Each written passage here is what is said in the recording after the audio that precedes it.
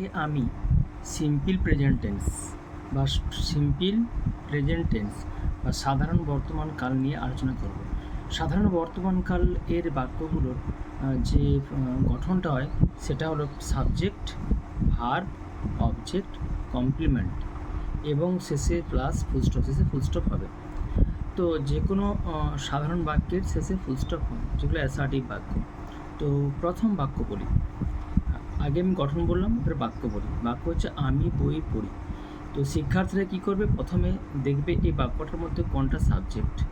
আমি হলো সাবজেক্ট, তারপর হলো অবজেক্ট কোনটা আগে দেখবে, তারপর দেখবে কোনটা ক্রিয়াপদ। ক্রিয়াপদ হচ্ছে পড়ি, তারপর কোনটা অবজেক্ট হচ্ছে বই। অর্থাৎ এখানে আমরা কী শিখলাম, আগে আইডেন্টিফাই করতে হবে ভার্ব হচ্ছে পড়ি। কে পড়ে? আমিটা হলো সাবজেক্ট, আর কি পড়ি উত্তর আসছে বই, এটা হলো অবজেক্ট। তো এই বাক্যগুলোকে ট্রান্সলেশন করার ক্ষেত্রে নিয়মটা আমি বলে দিয়েছি। সাবজেক্ট, ভার্বের 1 নম্বর ফর্ম, অবজেক্ট, কমপ্লিমেন্ট এবং শেষে ফুল স্টপ। তাহলে আমি বই পড়ি, এই বাক্যটাকে যদি আমি ট্রান্সলেশন করি কি হবে, আমি আই, তারপর কি হবে রিড, READ রিড, আর তারপরে কি হবে বুক, আই রিড বুক। ট্রান্সলেশন হয়ে গেল, লাস্টে ফুল স্টপ। তো এভাবে পরবর্তী বাক্য কী আছে, ছাত্ররা স্কুলে যায়। তাহলে কে সাবজেক্ট, আগে আইডেন্টিফাই করলাম ভার্ব কি যায়, এটা হচ্ছে ভার্বের 1 নম্বর ফর্ম যায়। তো কে বা কারা যায় না ছাত্ররা হচ্ছে সাবজেক্ট। আর স্কুলটা কিন্তু পার্টিকুলারলি অবজেক্ট নয়, কারণ এটা একটা স্থান বোঝাচ্ছে, এটা হচ্ছে মেনলি এখানে কাজ করছে অ্যাডভার্বে। তো যাই হোক, এটা কমপ্লিমেন্ট, এই বাক্যটাকে প্রসারিত করছে। এখানে অবজেক্ট নেই, তাহলে এই বাক্যটার বাংলা থেকে ইংলিশে করলে কী হবে, ছাত্ররা, the students STUDENTS students go to school, full stop.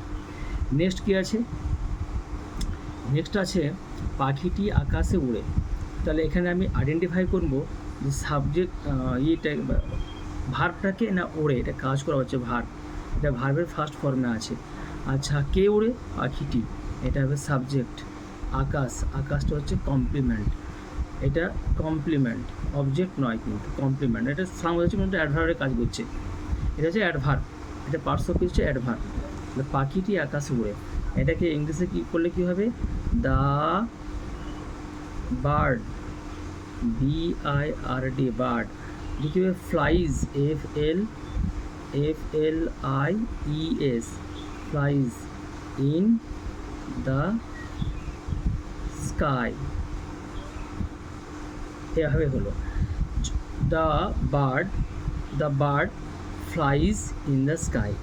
যখন প্রেজেন্ট সিম্পলে সাবজেক্ট হবে থার্ড পারসন সিঙ্গুলার, তখন ভার্বের প্রেজেন্ট ফর্মের সাথে এস বা ইএস যুক্ত হয়। তো এবারে আসি, একটা বাক্য দিচ্ছি যে বালিকাটি গান গায়। বললাম বালিকাটি গান গায়। এটা যদি আমরা ইংলিশ ট্রান্সলেশন করি তাহলে কী হবে, তাহলে হবে সাবজেক্টকে বালিকাটি, ক্রিয়াপদটা কি গায়, ভার্বের ফার্স্ট ফর্ম, আর কি গায় না গান, এটা হচ্ছে অবজেক্ট। তো এক্ষেত্রে ট্রান্সলেশন কী হবে, দ্য গার্ল সিংস হবে সিংস সং, এভাবে। কেননা দ্য গার্লটা থার্ড পার্ট সিঙ্গুলার নাম্বার, তার জন্য হয়েছে ভার্বের সঙ্গে এস, সিংস, আর সং হচ্ছে অবজেক্ট। এভাবে এই বাক্যগুলোকে বাংলা থেকে ইংলিশে ট্রান্সলেশন করা যায়।